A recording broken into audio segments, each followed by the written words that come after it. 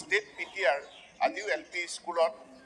20:1 প্ৰতি 20জন ছাত্ৰ ছাত্ৰীৰ বিপৰীতে এজন শিক্ষক আছে। কিন্তু তাৰ পাছতো কিছুমান বিদ্যালয়ত শিক্ষক নাই।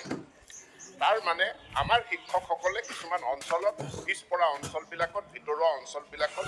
তেওঁলোকে শিক্ষকতা কৰিবলৈ যাব নিবিচাৰে। দ্বিতীয় এটা কথা হ'ল যে আমাৰ শিক্ষকৰ পদটো তাৰ কেডাৰটো জিলা ভিত্তিক। গতিকে শিক্ষক এজনৰ বদলীকৰণ এখন জিলাৰ পৰা আন এখন জিলালৈ নহয় সচৰাচৰ। পুলিচৰ চাকৰি সি ষ্টেট কেডাৰ, গতিকে তেখেতৰ পোষ্টিং শদিয়াৰ পৰা ধুবুৰীত হ'ব পাৰে। কিন্তু শিক্ষকৰ চাকৰি জিলা ভিত্তিক, গতিকে এখন জিলাৰ পৰা আন এখন জিলালৈ বদলি কৰাত আইনগত যিহেতু বাধা আছে, তাৰ কাৰণেই শিক্ষক বদলীকৰণৰ 2017 চনত এখন বিল আনিব লগা হ'ল। এখন আইন আহিল, যিখন আইনৰ অধীনত যদি শিক্ষক বা শিক্ষয়িত্ৰীগৰাকীয়ে 10 বছৰ সম্পূৰ্ণ কৰে, তেতিয়াহ'লে তেখেতে নিজৰ ঘৰৰ জিলাখনলৈ বা ওচৰৰ জিলা এখনলৈ বদলি হ'ব পাৰে। মাননীয় উপাধ্যক্ষ মহোদয়, এটা অনলাইন পৰ্টেলৰ জৰিয়তে কোনো ফাইল নোহোৱাকৈ আমি প্ৰায় 35,000 শিক্ষকৰ বদলীকৰণ ইতিমধ্যে সম্পূৰ্ণ কৰিছোঁ। এতিয়া ধুবুৰী, মানকাছাৰ, বৰপেটা আদি জিলাত কৰ্মৰত শিক্ষক যিসকলে 10 বছৰ সম্পূৰ্ণ কৰিছে, তেওঁলোকৰ যদি পৰ্টেল খোলা যায়, অনলাইন পৰ্টেলত লিখা আছে ট্ৰান্সফাৰ এপ্ৰুভড, কিন্তু ছাবজেক্ট টু ৰিলিজ মানে ৰিলিজটো হ'ব ছাবজেক্ট টু ৰিপ্লেচমেণ্ট। কাৰণ আজি গোৱালপাৰা হওক, ধুবুৰী কাছাৰ ধুবুৰী মানকাছাৰ, তাতে পিটিআৰটো হাই মানে ছাত্ৰ ছাত্ৰীৰ অনুপাতে শিক্ষকৰ সংখ্যা কম। সেইকাৰণে মই বহুত শিক্ষকৰ বদলীকৰণত অনুমোদন জনোৱাৰ পাছতো তেওঁলোকৰ ৰিলিজ অৰ্ডাৰটো দিয়া নাই। কেতিয়া তেওঁলোকৰ ৰিপ্লেচমেণ্ট পাব, অৰ্থাৎ নতুন শিক্ষক আহিব, তেতিয়াহ'লেহে তেওঁলোকে ৰিলিজ অৰ্ডাৰ লৈ তাৰ পৰা যাব পাৰিব। এতেকে এই গোটেইখিনি সমস্যা মই মাননীয় মুখ্যমন্ত্ৰীক জনাইছোঁ যে মই শিক্ষকক বদলি এপ্ৰুভ কৰিছোঁ, কিন্তু মই ৰিলিজ দিব পৰা নাই, কাৰণ তাত বিকল্প অন্য এজন শিক্ষকক আমি নিযুক্তি এতিয়া দিব পৰা নাই। দ্বিতীয় এটা সমস্যা ক'ত আছে, শিক্ষকসকল যাব নিবিচাৰে দুৰ্গম অঞ্চলবিলাকত। এনেকুৱা বহুত চৰ অঞ্চল আছে য'ত কোনো শিক্ষকে তালৈ বদলি হৈ ৰেচনেলাইজ হৈ যাব নিবিচাৰে। গতিকে সৰ্বশক্তি প্ৰয়োগ কৰে, বিভিন্ন ধৰণৰ প্ৰচেষ্টা চলায় যাতে তেখেতৰ বদলীকৰণটো চৰ অঞ্চললৈ নহয়। মাননীয় মুখ্যমন্ত্ৰীৰ লগত সিদিনাখন এই বিষয়ত আলোচনা কৰিছোঁ। তেখেতে কৈছে এটা উপায় আছে যে আমি শিক্ষকৰ পদ এই চৰ অঞ্চলত, দুৰ্গম অঞ্চলত এনেকুৱাকে ইয়াক স্কুল কেডাৰ কৰি পেলাব লাগিব। অৰ্থাৎ মই যদি আলুপাটি চৰৰ এখন বিদ্যালয়ত এই বিদ্যালয়খনৰ কাৰণেই শিক্ষকৰ পদ সৃষ্টি কৰিম, যিটো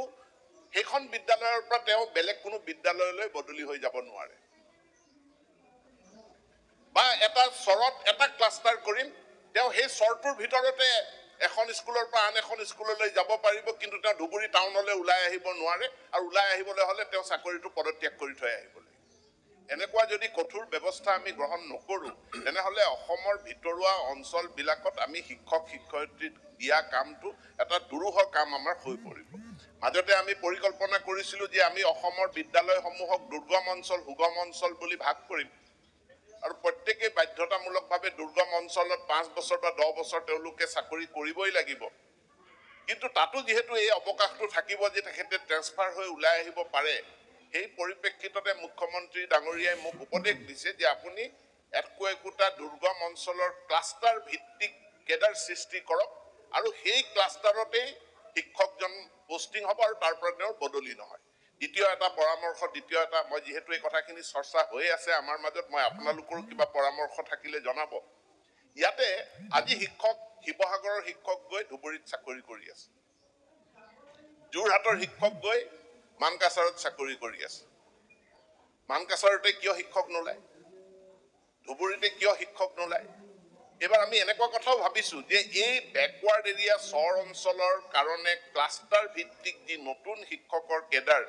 আমি সৃষ্টি কৰিম, তাতে সেই অঞ্চলৰ যদি কোনো আবেদনকাৰী প্ৰাৰ্থী থাকে, সেই প্ৰাৰ্থীক 5 নম্বৰ বা 10 নম্বৰ এক্সট্ৰা নম্বৰ দিয়াৰ কাৰণেও ব্যৱস্থা কৰিম, যাতে সেই অঞ্চলৰ ল'ৰাই চাকৰি পায়, এই দুৰ্গম অঞ্চলৰ ল'ৰাই যাতে চাকৰি পায়, আৰু তেওঁ নিজৰ গাঁৱত নিজৰ অঞ্চলত তেওঁ যাতে শিক্ষকতা কৰে। ইয়াৰ জৰিয়তে আমি এই শিক্ষকৰ নাটনিৰ সমস্যা দূৰ কৰাৰ কাৰণে চেষ্টা কৰিছোঁ। আন এটা সমস্যা শিক্ষা বিভাগৰ, যে আমি শিক্ষকৰ নিযুক্তি প্ৰক্ৰিয়া দীঘলীয়া স্বাভাৱিক কথা যিকোনো নিয়মীয়া নিযুক্তি পৰীক্ষা আজি এডভাৰটাইজমেণ্ট দি মই কালি নিযুক্তি দিব নোৱাৰো স্বচ্ছ নিকাভাৱে তাৰ পৰীক্ষা অনুষ্ঠিত কৰিব লাগিব পৰীক্ষা অনুষ্ঠিত কৰাৰ পাছত আমি ডকুমেণ্ট ভেৰিফিকেশ্যন কৰিব লাগিব কোন সিংঘানিয়া ইউনিভাৰ্চিটি কোড এখন তেখেতে অনা বিএডৰ চাৰ্টিফিকেটখন জেনুইন হয় নে নহয় ইউনিভাৰ্চিটি পাছ কৰা চাৰ্টিফিকেটখন জেনুইন হয় নে নহয় এইটো পৰীক্ষা কৰিব লাগিব সেই অনুষ্ঠানৰ লগত যোগাযোগ কৰি কৰ্ণাটক তামিলনাডুৰ শিক্ষানুষ্ঠানৰ লগত যোগাযোগ কৰি অথেন্টিচিটিটো আমি প্ৰুফ কৰিব লাগিব এই প্ৰক্ৰিয়াটো দীঘলীয়া কিন্তু যেতিয়া ভেকেন্সি থাকে এনেকুৱা দীঘলীয়া নিযুক্তিৰ প্ৰক্ৰিয়া চলি থাকিলে ভেকেন্সিৰ বিপৰীতে আমি ঠিকাভিত্তিক নিযুক্তি কেতিয়াবা আগতে দিছিলোঁ কিন্তু এতিয়া ঠিকাভিত্তিক নিযুক্তি দিবলৈ এনেকুৱা ভয় হৈছে যে ঠিকাভিত্তিক নিযুক্তি আগদিনাখন দিব পিছদিনাখনে এটা ইউনিয়ন গঠন হয় আৰু তাৰ পাছত তেওঁলোকে হাইকোৰ্টত গৈ পেলাই কেছ কৰে আৰু কেছ কৰি তেওঁলোকে নিয়মীয়াকৰণৰ দাবী কৰে আৰু নতুন নিযুক্তিৰ প্ৰক্ৰিয়াটোত ষ্টে অৰ্ডাৰ লগাই দিয়ে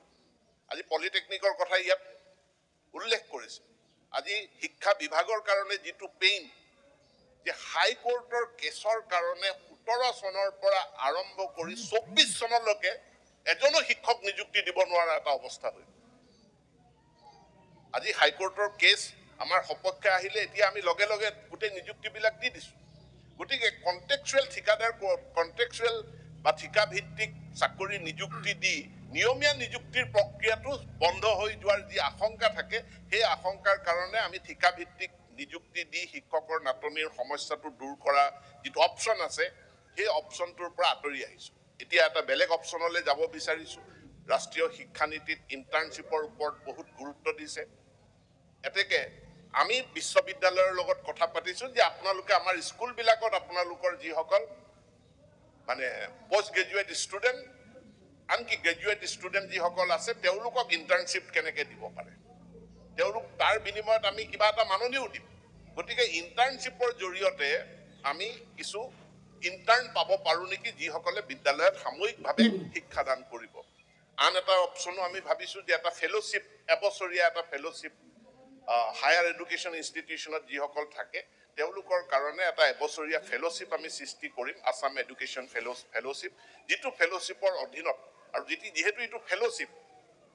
পূৰ্ণাংগ টিচাৰ পোষ্ট নহয় গতিকে তাত টেট ডিএলএড বিএড এই যিখিনি মেণ্ডেটৰী ৰিকুৱাৰমেণ্ট আছে এই ৰিকুৱাৰমেণ্টখিনি তাত প্ৰযোজ্য নহ'ব তেওঁলোক উচ্চ শিক্ষা অনুষ্ঠানৰ পৰা পাছ কৰি ওলাই আহিছে নতুন পোষ্ট গ্ৰেজুৱেট ষ্টুডেণ্ট তেওঁলোকে এবছৰৰ কাৰণে এটা ফেলোশ্বিপ কৰিব কোনোবা এখন বিদ্যালয়ত শিক্ষাদান কৰিব ইয়াৰ দ্বাৰাও আমি এই শিক্ষকৰ নাটনিৰ সমস্যাটো দূৰ কৰাৰ কথা ভাবিছোঁ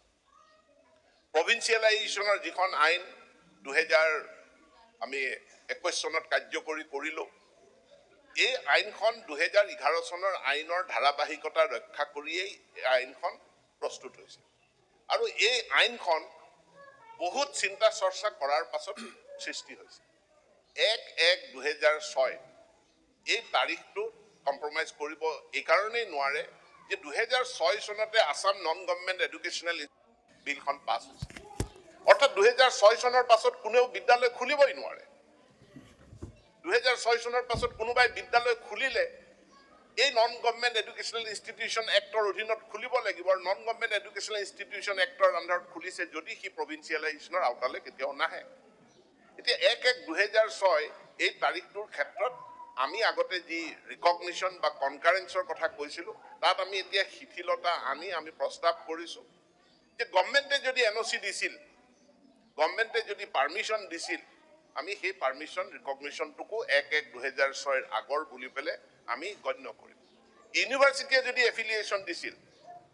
সেই সময়ৰ আছাম হায়াৰ ছেকেণ্ডেৰী এডুকেশ্যন কাউন্সিলে যদি এফিলিয়েশ্যন দিছিল সেই এফিলিয়েশ্যনটোকো আমি চৰকাৰে গ্ৰহণ কৰিব আৰু তাৰ ভিত্তিত আমি বিদ্যালয়ৰ প্ৰাদেশিকৰণটো আৰু এধাপ আমি আগুৱাই লৈ যাম কিন্তু বাকী যি কণ্ডিশ্যনছ আছে সেই কণ্ডিশ্যনবিলাক থাকিব মাটিৰ সমস্যাৰ কাৰণে বহু বিদ্যালয়ৰ প্ৰাদেশিকৰণ নহ'ল এতেকে যিবিলাক NC village PGR village VGR বা ফৰেষ্ট লেণ্ড ইত্যাদি য'ত ভূমিপত্তন হোৱা নাছিল কিন্তু তেওঁলোকৰ অকুপেশ্যন আছিলে তেওঁলোকৰ পজিশ্যন আছিলে গতিকে জিলা আয়ুক্তৰ পৰা অফিচৰ পৰা আমি যদি পজিশ্যন চাৰ্টিফিকেটটো সেই সময়ৰ পজিশ্যন চাৰ্টিফিকেট পজিশ্যন আছিল বুলি চাৰ্টিফিকেট পাওঁ তাকো আমি বিবেচনালৈ আমি আনিবৰ কাৰণে চেষ্টা কৰিছোঁ আৰু ইয়াৰ জৰিয়তে এই আমি প্ৰভিন্সিয়েলাইজেশ্যনক হয়তো আৰু খুব আগুৱাই লৈ যাব পাৰি হাইস্কুলৰ ক্ষেত্ৰত আগতে ক্লাছ 8 টু হাইস্কুল আছে কিন্তু যেতিয়া ৰাইট টু এডুকেশ্যন এক্ট আহিলে ক্লাছ 8 লৈকে এলিমেণ্টাৰী হৈ গ'ল 9-10 হে সেকেন্ডাৰী এডুকেশ্যন হ'ল একখনে 9ৰ পাৰ্মিশ্যন বিচাৰিছে যে ক্লাছ 9 খোলাৰ যদি চৰকাৰে পাৰ্মিশ্যন দি থৈছে তেনেহ'লে আমি সেই হাইস্কুলখনক আউটাৰ ভিতৰলৈ আনিম কিন্তু সেই হাইস্কুলবিলাকৰ 9ৰ পাৰ্মিশ্যন নাই কাৰণ তেওঁলোকে হাইস্কুল খোলোতে পাৰ্মিশ্যন লৈছিলে 8ৰ এতিয়া চৰকাৰে এইটো বিবেচনালৈ আনিছে যে আমি 8ৰ পাৰ্মিশ্যনটোকো বিবেচনা কৰি এই স্কুলসমূহকো আইনৰ আউটাৰ ভিতৰলৈ আনিব পাৰিম নে নোৱাৰিম সকলোৱে জানে যে আইন এখন বিধানসভাত অনাৰ কাৰণে আমি ইণ্টাৰ ডিপাৰ্টমেণ্টেল কনচালটেশ্যন আমাক লাগে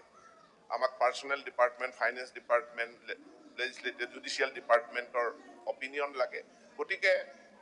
মই এতিয়ালৈকে বিলখন আনিব পৰা নাই তাৰোপৰি কেবিনেট সাব কমিটি এখনো হৈছে আৰু বিভিন্ন সংগঠনসমূহৰ লগতো মই আলোচনা কৰিছোঁ যিমান দূৰ পাৰোঁ আমি খাটাইবিলাক সমস্যা আমি সমাধান কৰিবৰ কাৰণে যিখিনি যুক্তিসংগত সেইখিনি আমি সমাধান কৰাৰ কাৰণে চেষ্টা কৰিছোঁ টিউটৰসকল টিচাৰলৈ উন্নীত হ'ব পাৰে যদি 5টা বছৰৰ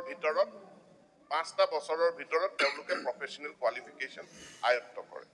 এতিয়া প্ৰফেশ্যনেল কোৱালিফিকেশ্যন আয়ত্ত কৰিছে আজি এটা প্ৰপ'জেল কালি দুটা প্ৰপ'জেল বেটছ বাই বেটছ হৈছে আমি বিত্ত বিভাগৰ লগত আলোচনা কৰিছোঁ যে গোটেইখিনিক একেলগে সামৰি লৈ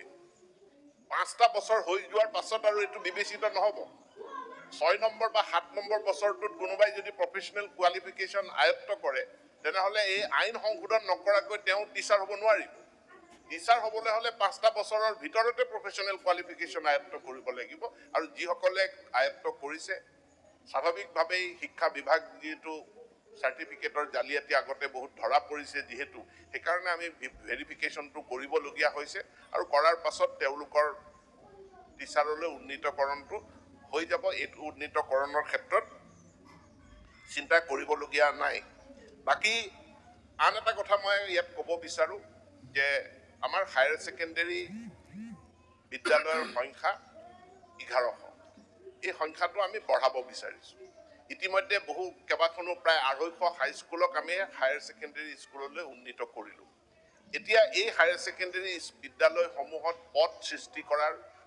প্ৰস্তাৱ আহিছে যিখিনি আমি বিবেচনা কৰি আছোঁ যে পদ ৰেচনেলাইজেশ্যনৰ জৰিয়তে আমি এই সমস্যাটো সমাধান কৰিব পাৰোঁ নেকি লগতে বিজ্ঞান শাখা খোলাৰ প্ৰস্তাৱ আহিছে মই যোৱাকালি এখন ভিচি কৰি এইটো যিটো একাডেমিক ছেশ্যন এই একাডেমিক ছেশ্যনতে নাম ভৰ্তি কৰিব পৰা